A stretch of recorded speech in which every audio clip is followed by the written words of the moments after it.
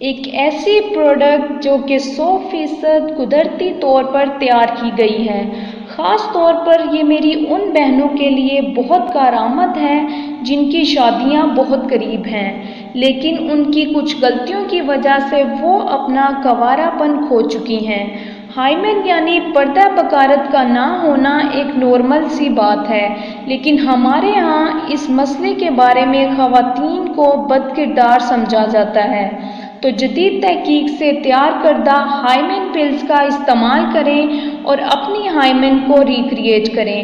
ان ہائمن pulls کو sex کرنے سے 40 منٹ پہلے اپنی وجائنا میں انسرٹ کریں۔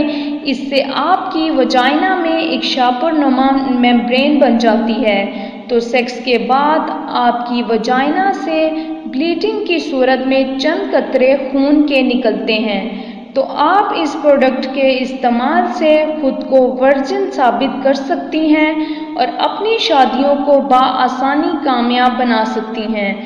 ان ہائمن پلز کا کسی قسم کا کوئی بھی انفیکشن نہیں ہوگا۔ یہ 100% قدرتی انگریڈینٹ سے مل کر بنی ہیں۔